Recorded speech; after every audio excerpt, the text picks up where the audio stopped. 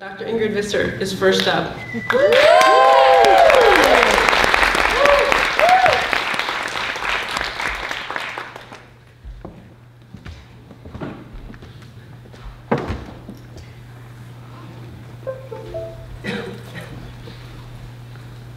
Right.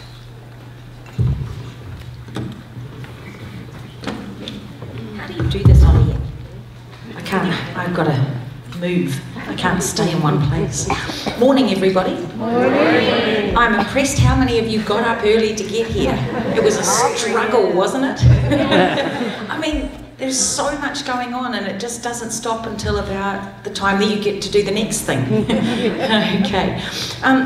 So one of the things that I was talking to Jeffrey about when we were discussing, and Kimberly, you know, what should I talk about, because I had about 8 different topics, and they're like, oh, you can't do 8 talks, Ingrid. So we were trying to find something that was very reflective of the blackfish effect, given that that was the theme that is for this Superpod. And it really became obvious to us then when we went down that track what we should be talking about, and I wanted to talk to you about the fact-checking of Seaworld. Now with my accent, it sounds like I'm talking about whether they're skinny or fat, but I had to write it down so you know I'm saying fact. Okay, so yeah, there we go.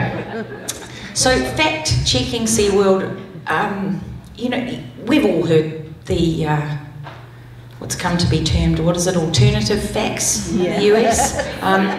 Yeah, fake news, but this isn't so much news. I mean, they're just putting out alternative facts, and we've seen them, and the guys that worked at Seaworld, of course, they were privy to it and helped spread that. Oops. But not in a bad way, because they truly believed it until they didn't, and then they left. And so now we actually have them on our side, obviously, and hats off to you guys. You know, I don't think people really realise how difficult that must have been for you guys, and it's an impressive thing that you did. So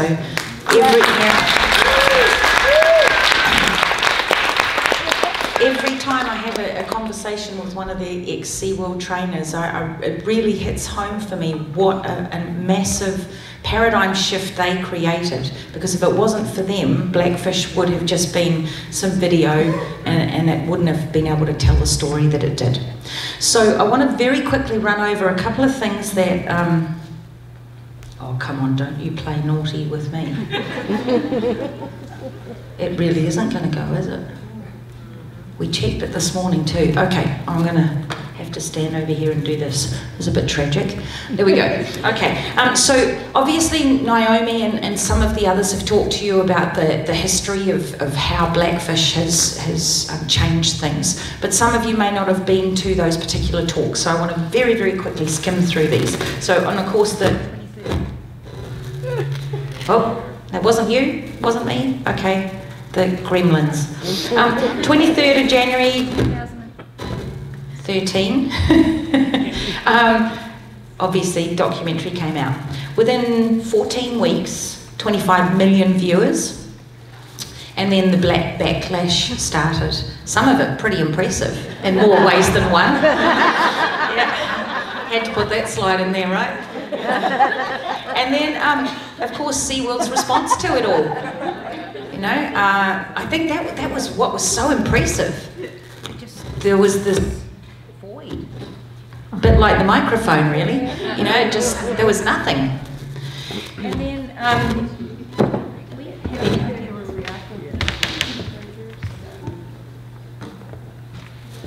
let's see if it's the remotes or just Gremlin.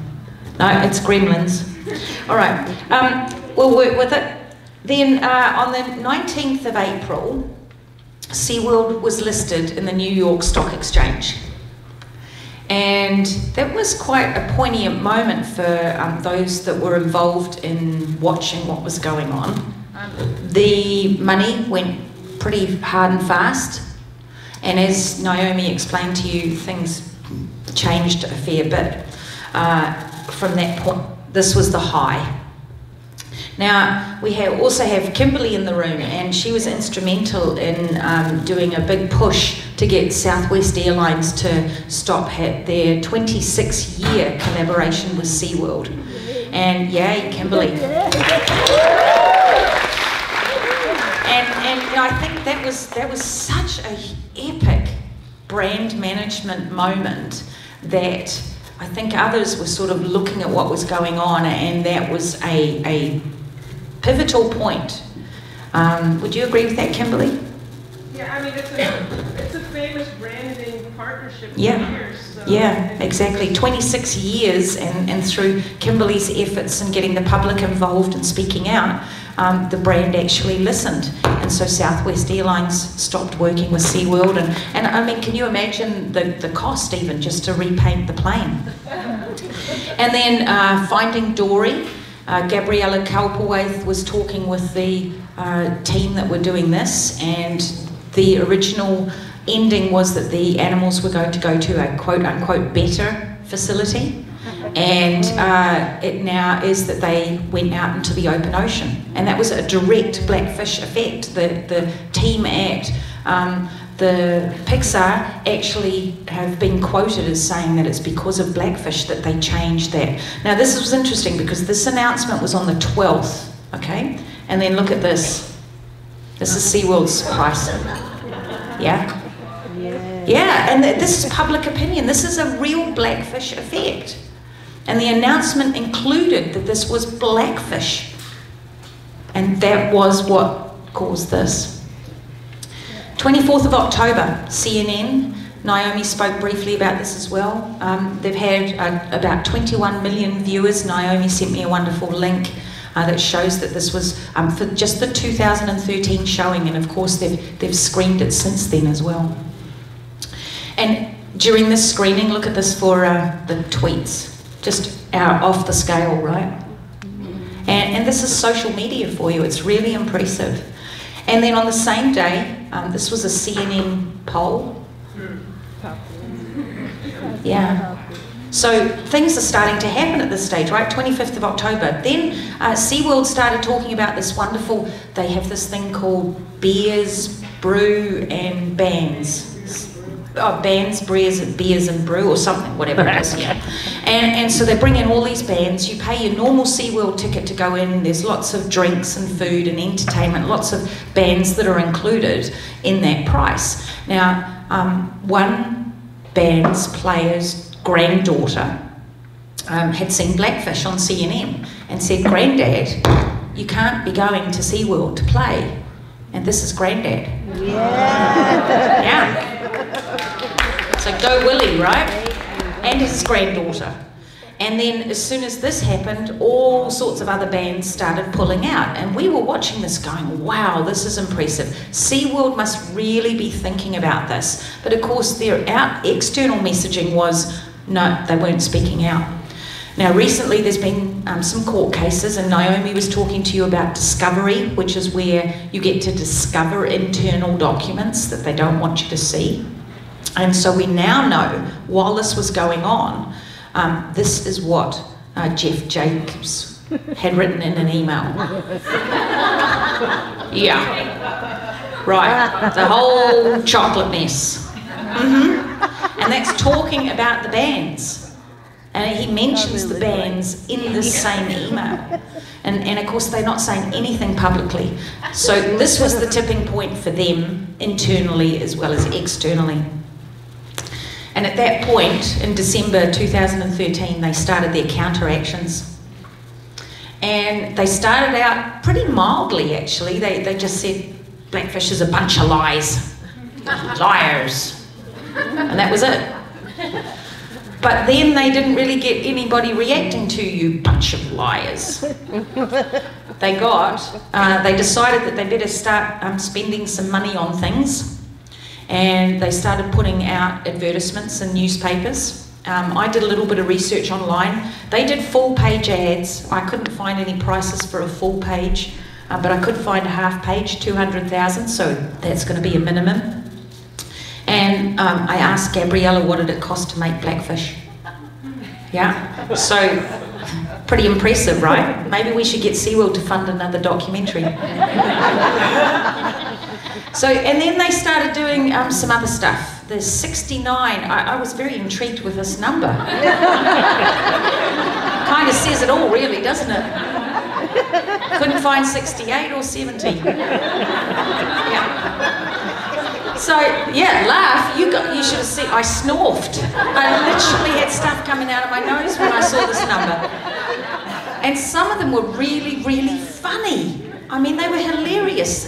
Jeff and I have talked about one of them because they took one of my scientific papers and distorted the heck out of it. And it was so distorted that it was really, really funny. Anyway, then they started something that absolutely had us rolling in the aisles because they started their Ask Seaworld campaign. How many of you guys saw this? Yeah, there was quite a few of you, right? And they were trying to be hip and really onto it and, you know, doing something on Twitter. So what they said on their website, ask at Seaworld your questions on Twitter. And so we did. Yeah. Because what they also said on the same website, we'll have an expert. Now, please note that word. That should be underlined and highlighted like Matthew's talk yesterday. This is the key word there, expert. All right, so I happen to have a Twitter account. I don't tweet very often, or as I heard it called the other day, a twit. I don't tweet very often, but when I do, I try and have either science in it or a bit of fun. So I asked Seaworld a question.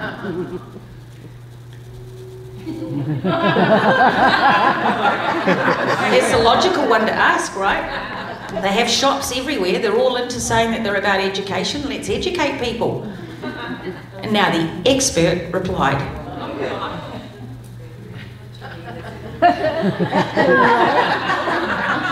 Okay, now that link actually takes you to Ask Seaworld. So that was good to start with. But the funny bit that really, really got me laughing, and honestly, I can't say publicly, but I nearly peed my pants. Yeah.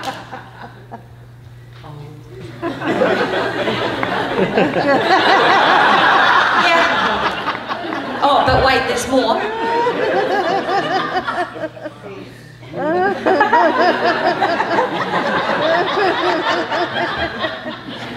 So the poor expert, who shall not be named as an idiot, should be embarrassed. Right? And then here comes one from a professional. I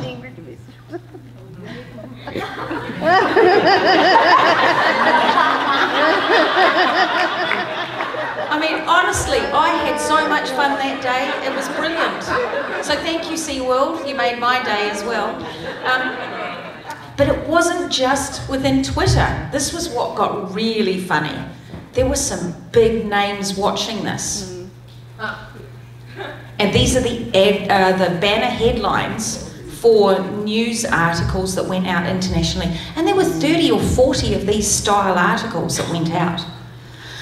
So at this point, Naomi and I were laughing, but we were also saying, well, you know, how are we going to deal with this? Because obviously Ask Seaworld has some very interesting experts replying.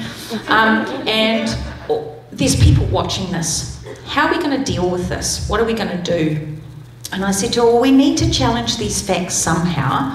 And we sort of brainstormed about it, and then we said, okay, let's come up with a way that we can dialogue with lots and lots of people, and that it's not ephemeral like a tweet or a twit. And it's not like a Facebook thing where you have to keep scrolling through it. Let's do something just that little bit more substantial and that little bit more archival. So let's do a website. And we decided that we would look for verifiable facts, and that we'd separate those from the spin that we were hearing, not just from the industry but the whole corporate idea, and that we would focus on this Ask Seaworld campaign, because some of the questions that were being asked by people weren't just as glib as mine. Some of them were very genuine and they really wanted answers, and the answers that were coming back were less than stellar. Shall we say, we were underwhelmed with them. So this is what we set up. Very simple concept, but boy was it an incredible amount of work. If any of you saw London's presentation where she was talking about work, work, work, this was in capitals, underlined, in red and flashing. There was an incredible amount of effort that we had to do because we weren't just writing a glib answer. We were actually going to have to put some facts in there that were verifiable. Okay. So who is we? Well, it started out with Naomi, Candice, myself, and Lindy and Kim. And we've had help from others, but we were the core team that set this up.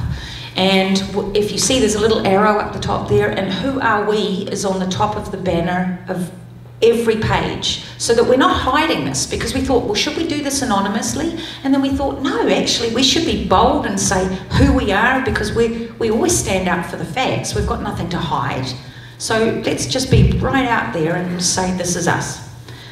So we wanted to make sure that it was scientific information, but we also wanted to make sure that it was balanced with the wild orca information to the captive orca information, because in reality, if you want to answer these questions, you can't do it in the vacuum of captivity. You have to have that contrast to make it relevant.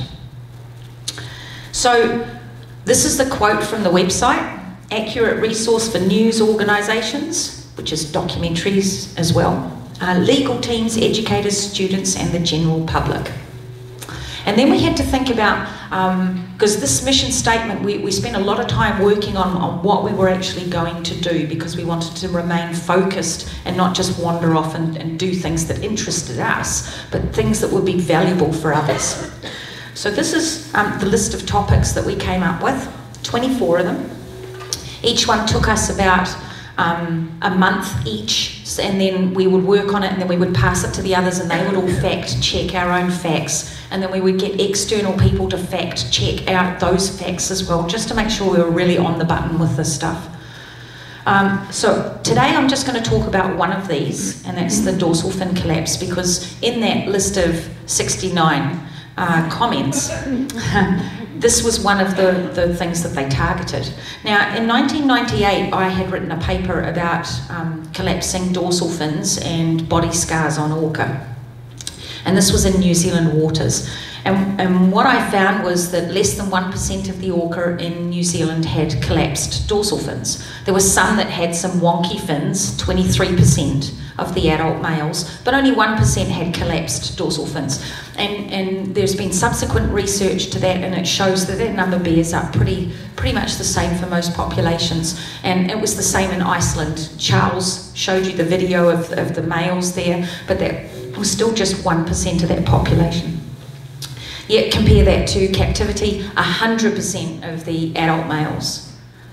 And that's not just at Seaworld, that's at every single facility around the world, 100%. So there's definitely a link to captivity despite what they tell you. So here's the question that was posed. Is the shape of the dorsal fin related to genetics? Now, interestingly enough, they've just said that that's a general question, or frequently asked question at the bottom there. We think that the frequently asked questions were actually... Hello. No, we're really going now. All right. Oh, and I have to stand here anyway. All right, so we think what they've done is they've morphed, and kind of like Matthew was talking about with the transposition. Check. 1, 2, check. It's a comedy show. Things are pretty clever. All right. Good. That didn't Work either. Oh no. Yes. No.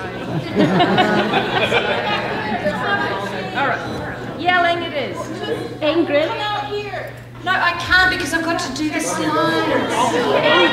Ingrid? Will it work in there as soon as you have to stand? Just tell me when to move the slides. Tell me when to move the slides. Thank you. Thank you, Charles.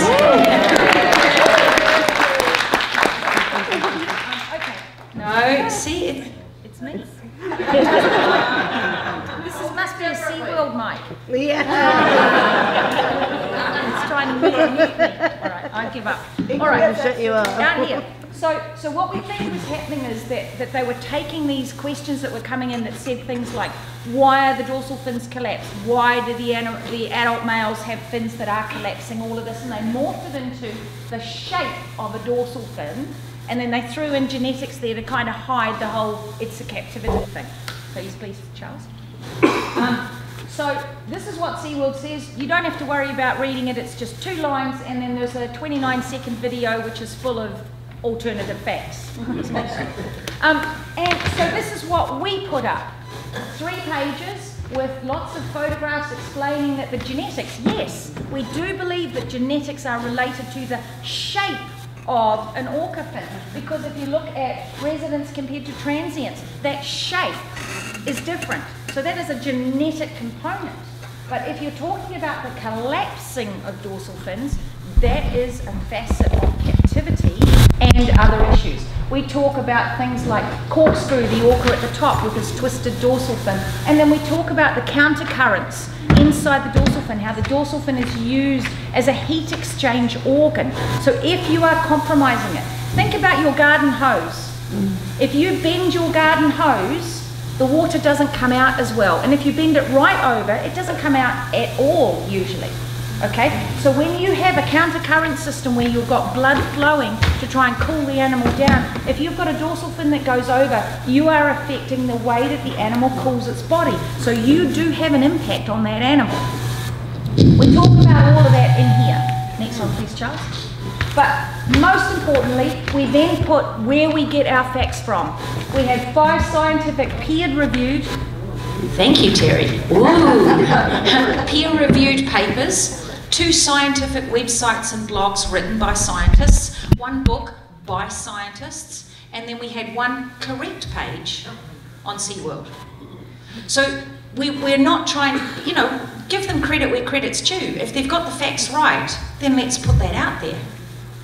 But their video didn't have the facts right. This was their head veterinarian, who obviously hadn't read their correct page and hadn't read any of these papers either, and didn't really know what he was saying about this stuff, because he's doing the corporate spin. Yes, please, Charles. All right. So the other one that we did was their teeth. Now, I entice you with this by saying go to the website and have a look. And I entice you with this because Jeff Ventry, myself, John Jett, and Carolina Locke and Jordan Waltz produced a paper about the teeth of captive orca. And Jeff and myself are going to give a presentation this afternoon about that study. So this is just sort of like a little teaser. And I'm not even going to go into what we've put on the website, so that we can see the hits tick up as you guys go and check it out. Yes, please. So that's it. We have an email which is very kindly monitored by the team, and we try and answer questions that come in as well. Now, we had every intention to do a big update on the website for this Superpod. However, there were lots of other things going on in all our lives collectively around the world, and we didn't do that, but it is on our agenda to update some of these pages. So we ask you, if you spot something that's out of date, if you spot something that we have got wrong, please let us know, because we would like to know that we need to correct that, and we will correct it. And if you see a topic that is in an Ask Seaworld posting, or something that the industry has done that should be challenged, please let us know as well, because we're not in every area of social media or on every single page, obviously, and you guys might spot something that we haven't, that you think, wow, that should be challenged and it should be fact-checked. And we would like to do that for you and for everybody else. So thank you very much, and I appreciate you coming this morning.